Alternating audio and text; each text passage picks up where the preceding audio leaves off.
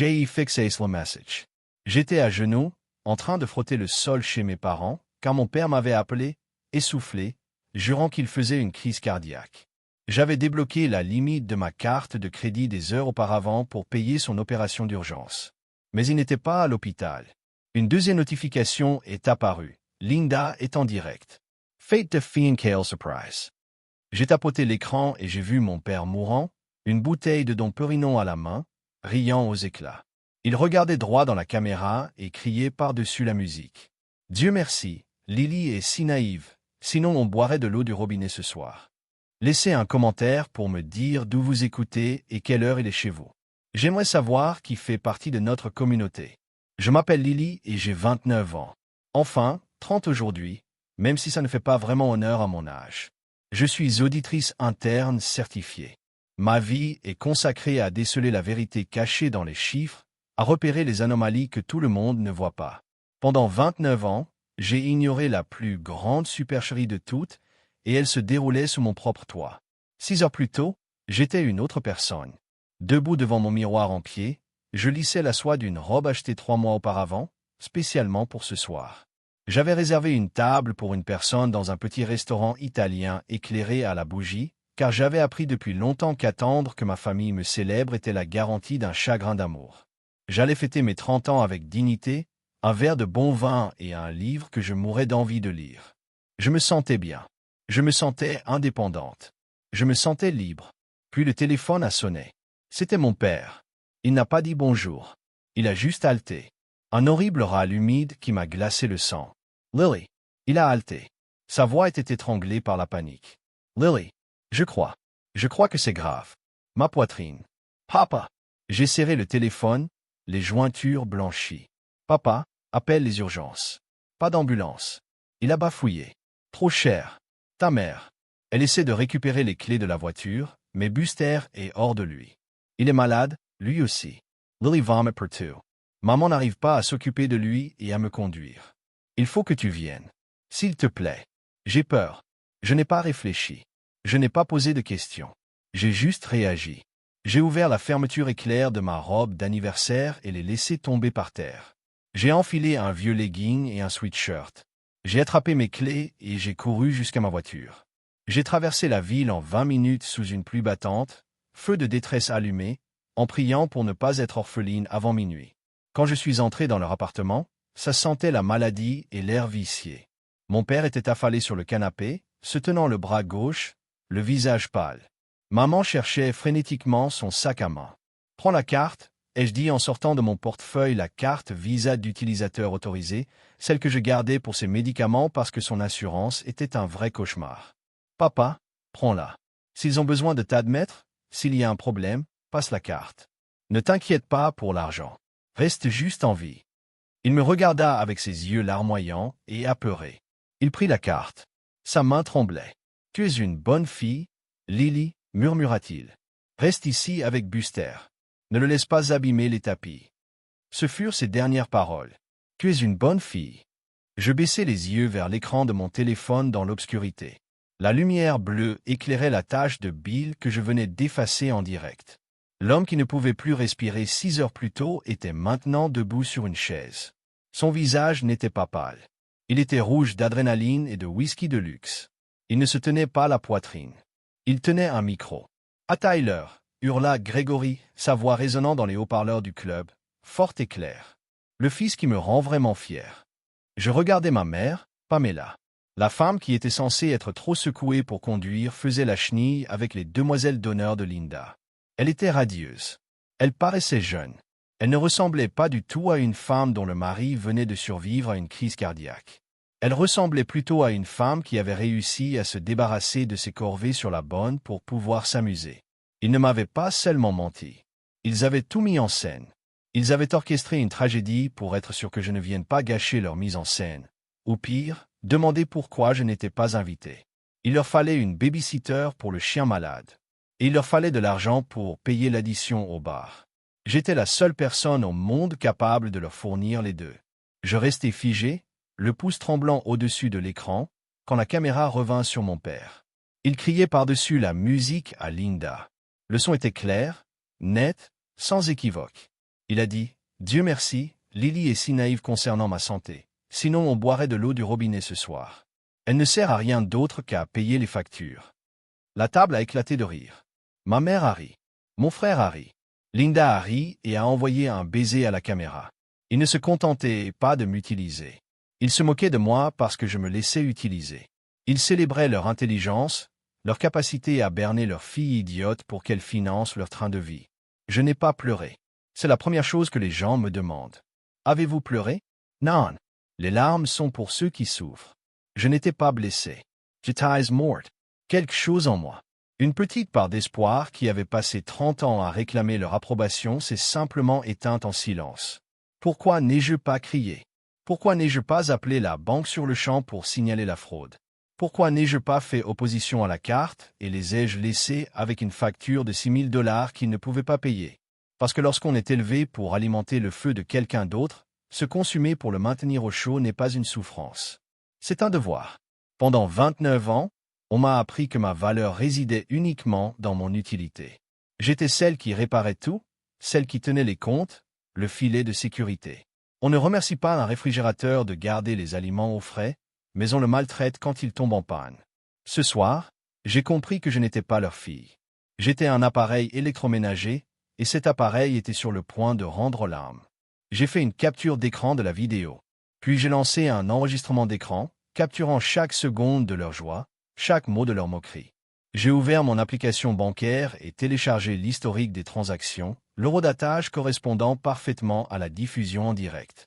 J'ai tout sauvegardé dans un dossier sécurisé sur le cloud. Puis je me suis levé. J'ai fini de nettoyer le tapis. J'ai rincé le chiffon. J'ai remis les produits de nettoyage sous l'évier. Je ne suis pas parti. Je ne me suis pas enfui. Je me suis rassis sur leur canapé dans le noir et j'ai attendu. À 2h14 du matin, la porte d'entrée grinça. J'entendis le bruit des clés qui s'entrechoquaient, un rire étouffé, puis la porte s'ouvrit brusquement. Une vague d'odeur m'assaillit, un mélange de gin éventé, de parfums coûteux et de l'odeur. Grâce d'un repas de fin de soirée. Ma famille entra en titubant comme une bande d'adolescents triomphants. Tyler fut le premier, la cravate dénouée, la veste jetée sur l'épaule. Il s'arrêta net en me voyant assise dans le fauteuil, dans l'obscurité. Le chiffon de nettoyage était toujours soigneusement plié sur la table basse.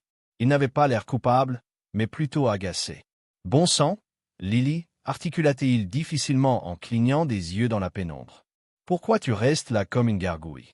C'est flippant. » Il jeta ses clés sur la table. Elles glissèrent et atterrirent sur ma main. « Puisque tu es encore là, nettoie la cuisine avant de partir. » Maman a tout mis sens dessus-dessous en cherchant son sac à main. Puis arrivèrent mes parents. Grégory, l'homme dont le cœur était censé le lâcher quelques heures plus tôt, entra d'un pas lourd et régulier. Il me vit et se voûta aussitôt, une main sur la poitrine, dans une sorte de pantomime de douleur persistante. C'était une performance tellement paresseuse qu'elle en était insultante. C'était une fausse alerte, grogna-t-il en évitant mon regard. Le médecin a dit que c'était une forte indigestion. Les remontées acides ressemblent à une crise cardiaque. Exactement. Effrayant. Indigestion, répétai-je. Ma voix était calme, neutre, comme au Saphir Lounge. Cela faisait-il partie du traitement? Unsilenced mort essenstella. Linda, qui vérifiait son maquillage dans le miroir du couloir, se figea. Ma mère regarda mon père. Mon père baissa les yeux. On avait besoin de décompresser, dit ma mère, sa voix montant dans ce ton strident et défensif que je connaissais si bien. Ton père était traumatisé, Lily. Nous l'étions tous. On est allé prendre un dernier verre pour se calmer. Et puis, Tyler et Linda avaient de bonnes nouvelles. On ne pouvait pas les ignorer. Tu ne voudrais pas qu'on gâche leur moment juste parce que tu étais coincé ici, n'est-ce pas? Voilà, le déclic. Dans son esprit, j'étais la méchante, celle qui les mettait mal à l'aise avec leurs mensonges. Je les ai regardés. Vraiment regardés. Pendant des années, j'ai vu ma famille à travers le prisme d'une affection désespérée. Je voyais leurs défauts comme des manies. Je voyais leur cruauté comme du stress. Mais ce soir, le filtre était tombé. Je les voyais avec les yeux d'un auditeur examinant des comptes falsifiés. Je voyais des dettes. Je voyais des créances irrécouvrables. Je voyais des parasites. Je me suis levé. J'ai pris les clés de Tyler et les lui ai rendues. Je comprends parfaitement, ai-je dit. J'ai forcé un sourire. C'était forcé. Étrange, Mais ça a marché. Je suis tellement contente que papa aille bien. Et Tyler, Linda, félicitations. Un mariage. C'est énorme.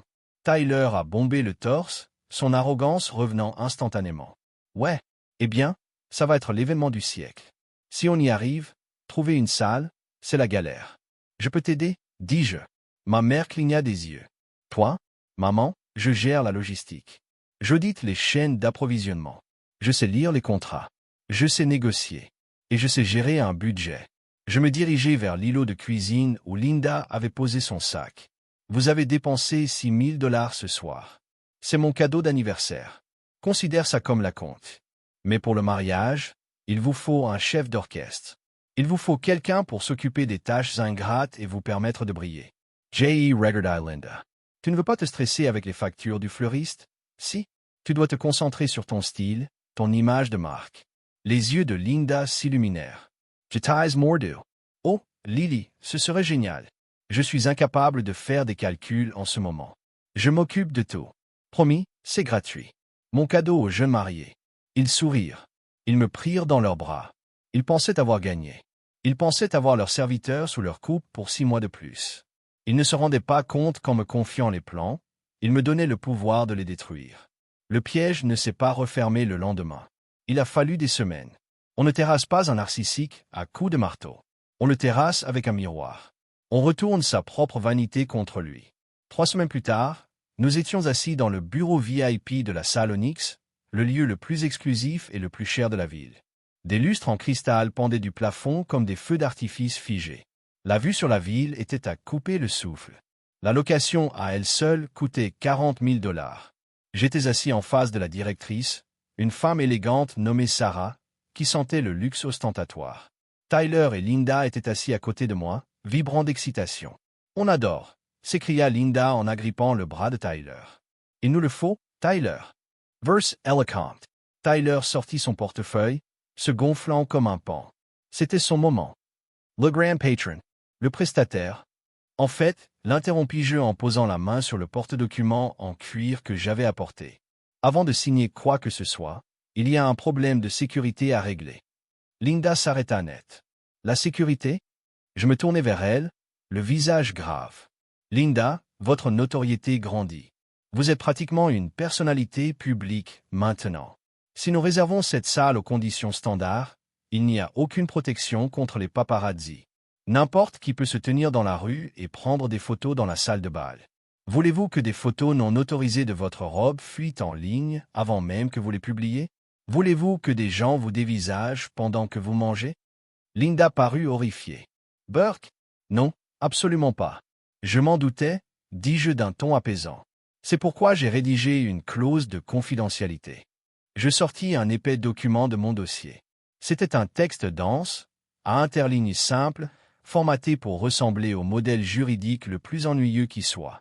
Cela oblige la salle à installer des paravents et à imposer un accord de confidentialité strict à tout le personnel. Expliquai-je. Mais comme cela implique une responsabilité importante, la salle exige que les autres, c'est-à-dire vous deux, assume law to tell, financier exclusive. Concrètement, cela signifie que pour protéger votre vie privée, le profil de facturation doit être verrouillé à vos noms légaux. Cela empêche les fournisseurs tiers de vendre vos informations. J'ai glissé le document vers Tyler. Il y a jeté un coup d'œil. Il a vu des mots comme indemnisation, exclusivité et gestion de la confidentialité. Il n'a pas vu le paragraphe de la page 4, section C, la clause de désignation. C'était un instrument juridique standard que j'utilisais tout le temps dans les restructurations d'entreprise. En signant, Tyler ne demandait pas seulement des filtres de confidentialité. Il acceptait de transférer 100% de la responsabilité financière de l'entité de planification mais au bénéficiaire principal, c'est-à-dire lui, avec effet immédiat dès le verrouillage du calendrier des fournisseurs. Cela signifiait que même si je pouvais coordonner les paiements, la dette légale lui appartenait entièrement. Si la facture n'était pas payée, il ne pouvait pas me poursuivre. Il ne pouvait poursuivre que lui. Ça a l'air standard, a dit Tyler, essayant de paraître comme s'il lisait des contrats pour gagner sa vie. Il a pris un stylo. « Attends, » a dit Linda. « Est-ce que ça veut dire qu'on peut expulser les gens s'ils essaient de s'incruster ?» Autorité absolue. J'ai menti. Ça fait de vous le roi et la reine du château. Linda lança un sourire narquois à Tyler. Signatai, je ne veux pas de cinglé à mon mariage. Tyler n'a pas lu une seule ligne. Il n'a pas vérifié les limites de responsabilité. Il voulait juste impressionner sa fiancée et en finir avec cette réunion ennuyeuse. Il a griffonné sa signature avec un geste théâtral. Gratment, gratment. Le bruit était plus fort que la musique dans ma tête. Cette encre était un engagement. Il venait de signer une reconnaissance de dette de 85 000 $. 2 semaines avant le mariage, le budget avait explosé, passant de 85 000 $ à près de 110 000 $. Linda avait décidé qu'il lui fallait un mur de champagne à l'entrée, un véritable mur de verdure avec des mains gantées passant des flûtes à travers des trous. Ça a coûté 4 000 $. Tyler a décidé que le steak standard n'était pas assez viril. Il a opté pour du bœuf wagyu et des queues de homard. Encore 12 000 $. Je ne les ai pas arrêtés. Au contraire, je les ai encouragés. Quand Linda m'a demandé si le mur de champagne n'était pas excessif, je lui ai répondu que c'était emblématique. C'est ce qui distingue un mariage d'une simple fête. Quand Tyler a hésité à propos du bœuf, je lui ai dit « Tu es directeur des ventes, Ty. Tu ne peux pas servir du poulet. » Je nourrissais la bête. Chaque supplément était une ligne supplémentaire sur la facture, qui leur revenait légalement, pas à moi. Mais Tyler, malgré son arrogance, fut soudain pris d'une pointe d'anxiété. Nous étions chez mes parents pour un contrôle logistique. Ma mère fourrait des cadeaux dans des petites trousses à outils pendant que mon père regardait la télé, une bière à la main. « Lily », dit Tyler en levant les yeux de son téléphone. Le traiteur m'a envoyé un mail bizarre. Un truc sur le règlement du solde. Je croyais que tu les avais payés. Ma mère s'arrêta de remplir les sacs. Tu les as bien payés, n'est-ce pas? On t'a donné accès à tout. Par accès, elle voulait dire qu'il m'avait permis de gérer les factures. Il ne m'avait pas donné un sou. Détends-toi, dis-je en sortant mon téléphone. Je gère les finances, tu te souviens? Je programme tout pour maximiser les intérêts sur le compte d'attente. C'est de la finance de base. J'ouvris mon application bancaire. J'avais créé un sous-compte dédié à l'organisation du mariage, lié au profil principal. Je me rendis dans la section paiement des factures et tendis le téléphone à Tyler. « Regarde, dis-je. Tyler. » Il plissa les yeux vers l'écran. Il vit une longue liste de transactions en vert, rassurant. Catering Services Incorporated, $32,500. Floral Designs LLC, $18,200. Location de La Salle Onyx, $40,000. Tu vois? Je lui fis remarquer. Le vert? C'est bon.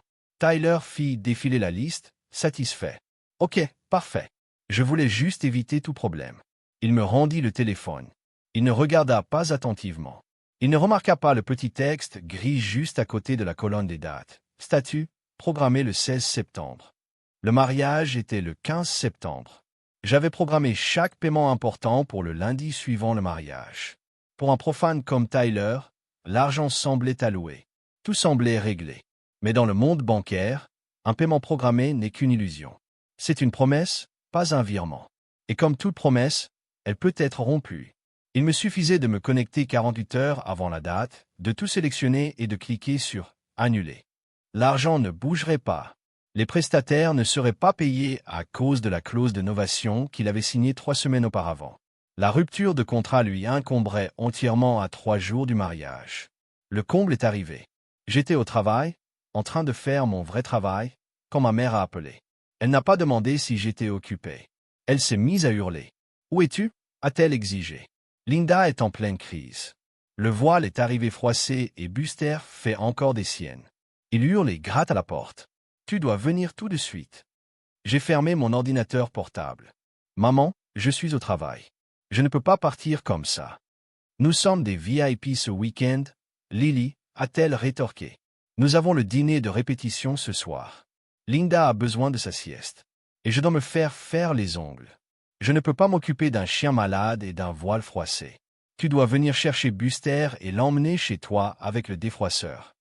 Tu veux que je prenne le chien? Oui. Sors-le d'ici. Il sent la souffrance et il est. Ça gâche tout. Faut faire avec. C'est ce qu'il faut faire. C'était le comble de notre relation. Lily Gear Lovome. Lily gère les factures. Lily gère la réalité pour que les autres puissent vivre dans le rêve. D'accord, dis-je d'une voix étrangement calme. Je vais le chercher. Je suis parti du travail plus tôt. J'ai pris la voiture pour aller à leur appartement. Ma mère m'a lancé le voile dès que je suis entré, puis elle a pointé le chien du doigt. Buster était recroquevillé dans un coin, l'air malheureux. Il avait 14 ans, souffrait d'arthrite et était visiblement anxieux à cause de tout le chaos du mariage. « Sors-le, dit-elle en agitant la main. Et assure-toi que le voile soit impeccable pour demain. Ne le brûle pas. » Je n'ai pas discuté. Je n'ai pas résisté. J'ai ramassé le voile. Puis je me suis agenouillé et j'ai attaché la laisse au collier de Buster. « Allez, mon pote, ai-je murmuré. On y va. » Je l'ai accompagné jusqu'à ma voiture, mais je ne suis pas rentré à mon appartement. J'ai roulé 45 minutes vers le nord jusqu'au Pinton, le complexe hôtelier pour animaux le plus extravagant et luxueux de l'État. Il y avait des suites privées, des lits orthopédiques et un menu gastronomique. Cela coûtait 200 $ la nuit. J'ai enregistré Buster dans ce complexe hôtelier de luxe et j'ai payé pour une semaine complète avec des points de voyage. Des points gagnés grâce à l'argent que mon père m'avait volé des mois plus tôt. Son chien s'est installé dans une suite plus belle que mon premier appartement. En sécurité, bien soigné. Hors de la zone de danger, j'ai envoyé un SMS à mon père. Buster était payé jusqu'à lundi. S'il ne venait pas le chercher, le complexe le confierait à la fourrière. Ensuite, j'ai bloqué son numéro. 2 jours avant le mariage, j'ai ouvert mon ordinateur portable. 30 000, j'avais tout réservé. 20 $ pour le traiteur, 20 $ pour le fleuriste, 40 $ pour la salle. J'ai tout sélectionné et cliqué sur « Annuler ». Le solde est resté inchangé. L'argent n'avait jamais existé. J'ai alors envoyé un courriel. En pièce jointe, le contrat que Tyler avait signé sans le lire, contenant la clause qui lui transférait toute la responsabilité financière. J'ai démissionné de mon poste d'organisatrice et informé chaque prestataire que le paiement était désormais de sa responsabilité. J'ai cliqué sur « Envoyer » et fini mon verre de vin. Quelques minutes plus tard, tout a basculé. Les prestataires ont exigé un paiement immédiat. Tyler a paniqué. Sans un sou en poche, il a tenté de tout payer avec sa carte de crédit professionnel, mais la transaction a été refusée. Il ignorait que j'avais discrètement bloqué les catégories de commerçants à risque sur sa carte pour le week-end. Cette tentative a déclenché une alerte de conformité automatique auprès de son directeur financier. Transaction non autorisée de 85 000 $. Le lendemain matin, Tyler s'est présenté chez moi avec mes parents et la police. Il hurlait que je lui avais volé son argent.